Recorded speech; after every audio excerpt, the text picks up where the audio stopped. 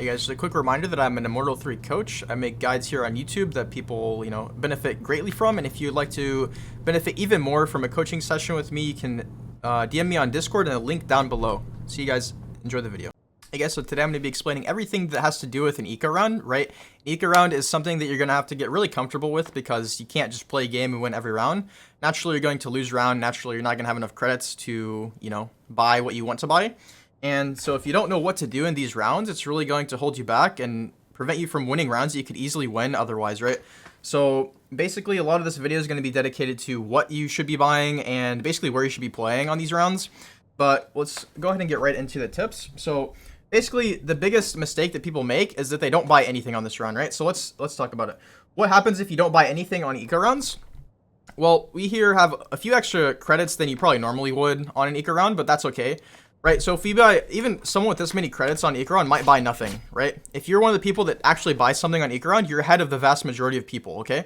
And I'm sure you guys have seen this, like whenever there's an eco round, you buy something, then most people on your team actually aren't buying, in most cases, right? Even in Immortal is what I found. People in Immortal don't even buy on eco round sometimes.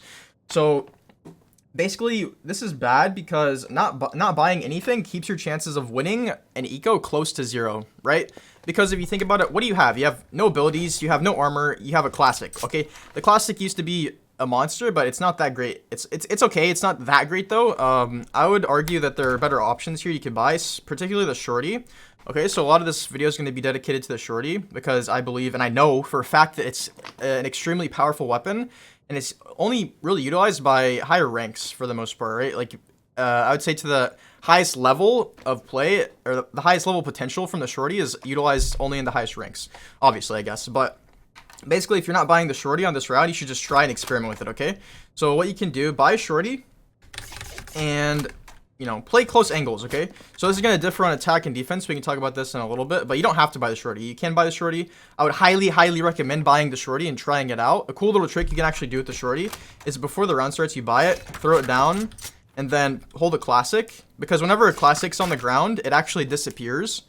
But if you hold the classic and the round starts, you instantly pick up this, then you can throw the classic down.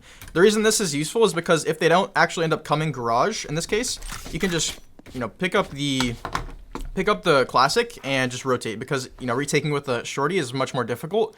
Unless you have a jet dash, which I do. So, you can consider doing either one of those, but that's another useful little tip. Outside of the Shorty, you can buy any pistol you want as long as you have enough credits. What you really want to be looking at here is how many credits you have, as well as the min buy next round. So you see here, I'd be perfectly fine to buy this because I could buy full armor and abilities next round. But another little problem that people make on this round is that people don't buy abilities, right? You don't buy abilities because you're like, oh, I can't, if I buy abilities this round, I can't buy them again next round. What am I going to do, right? But actually, you can, okay? Because listen, you're only buying the abilities to use if you can win, if you have a chance to win the eco round, okay? So say I buy this is my eco round buy. I buy down, it looks kind of grim. I only have 1,000 credits.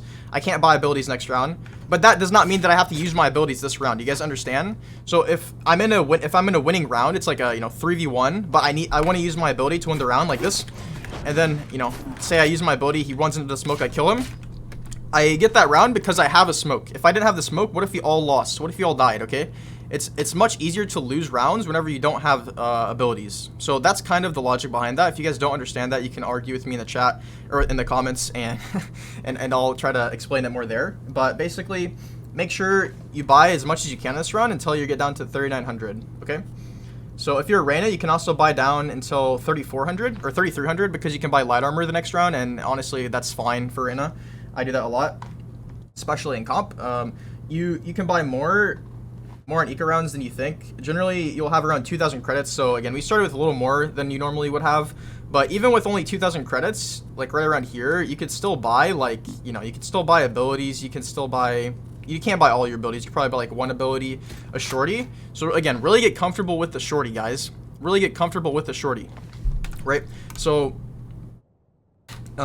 basically, it's much harder to use the Shorty on attack, but whenever you're on defense, it's extra important for you guys to try to predict where the enemies are going to push on an eco round, right?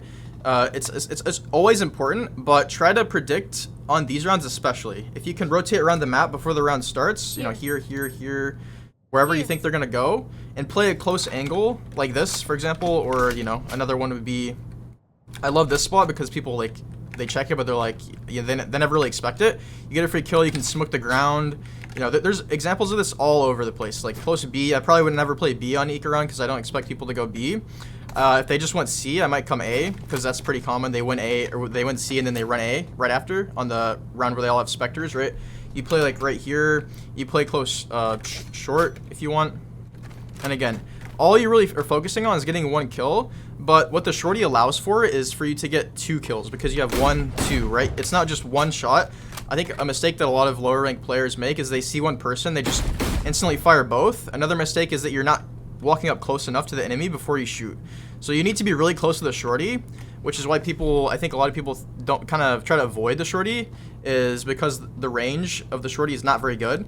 But that doesn't mean that the Shorty is not good, okay? Because there's a lot of close angles that you can play. Like right here, if someone walks up on this side, that's something you always have to consider. Because if they walk up close, obviously it's going to be an easy kill. But if they come up close here, you're going to want to probably walk into them, you know, come back. That's what your smoke's also for, is jet. But play close angles, know your limitations with the Shorty, but if you once you understand your limitations, it really allows you to capitalize and get multiple kills very quickly. Just 1 kill is all it takes to win an Ikaron, because if you get 1 kill, you smoke, you get their Spectre, you run back. Now it's 5v4 and you have a Spectre. And if you're, you know, if you're the monster that you think you are, you can win the round, okay? So, yeah. Let's see, what else do we have here? So, yeah, what else can you buy? Like I said, you can buy the Sheriff. Sheriff's a really good buy, but honestly, for the Sheriff, I would highly recommend not buying it unless you have practice in Deathmatch, because more than likely, you're probably going to have a hard time. You're going to be probably like the vast majority of your fights, you're not going to win easily. It's not going to be like a decisive fight, and the vast majority of fights, you're going to struggle to get kills, basically. So I would just recommend, if you're going to use Sheriff, make sure you're practicing the Sheriff in Deathmatch, because I'm not saying this because, you know, I think you're bad. I'm just saying it because the Sheriff is a very hard weapon to master. It's probably the hardest weapon to master in the whole game. I've heard pros say this before. I don't know, another one might be like a Marshal, but just keep in mind the Sheriff's hard to use, so don't buy this unless you have practice with it, okay? Other than that, like, again, you can buy any of these pistols, but in my opinion, the Shorty is just where it's at. So, you know, if you can afford to buy other weapons, you can buy like a Marshal or even a Spectre, because again, you can buy down to like light armor like next round if you're like a Reyna, or if you're just a duelist that wants to do that. You can go for that. You can go for a Stinger or Duckeeh if that's what you like, but these guns, in my opinion, are complete garbage.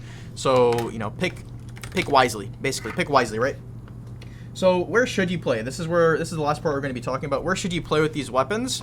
Again, we kind of already talked a little bit on defense about these things, about the Shorty specifically, right? So you guys know that, you know, playing close angles is really good for the Shorty, but what about attack? It's kind of hard to attack with a Shorty, right? And I definitely agree, okay? If you're attacking, Shorty's probably not what you want to buy, unless you're a jet and you're going to dash in and kind of use the Shorty like that. But we could go Sheriff again if we can afford it. Sheriff really shines here because we can just hold angles, and again, if people become much more aggressive on these rounds, and noticeably more aggressive, right? So if you know that they're going to push already because you just kind of realize that they're kind of an aggressive team, then you can hold an angle where you think they'll peek, get a free 1-tap, get the kill, and then that's the same thing as getting a Shorty kill, right? Of course, this is easier said than done. Getting a 1-tap right here is not very easy all the time, and if you don't have practice with a Sheriff, then it's going to be even harder. So that's why I say using the Sheriff is not necessarily the easiest thing, right? So keep that in mind. If you do want to use a Shorty, I would just recommend kind of like having big balls and big confidence here. Don't just hold W all the way, but kind of come up to an angle like this and kind of just wait to see if they're going to peek, right? You know, if you get flashed as you're running up here, kind of unlucky, right? Just unlucky. Don't run down C long here. We could go short. You can, you know, skip across short here, see if someone's going to peek short, because this is a pretty common thing. Maybe jump down. And then if there's nobody here, again, you're kind of playing, you want to play a little bit slow on these rounds. You want to see, because again, the enemy team is going to be playing naturally more aggressive. So if they're playing naturally more aggressive, we want to take advantage of that. We don't let them push into us.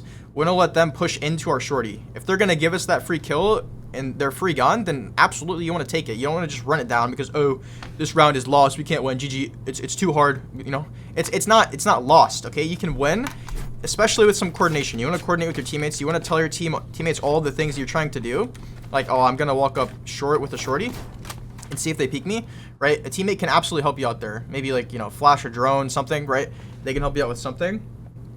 But yeah, be somewhat patient, right? So that's my last point here. Be somewhat patient. If we don't want to use these guns, again, you can use a frenzy or a ghost. I think a ghost is probably pretty common. Classic is of course not a bad choice, but again, it's a classic. It's the free pistol.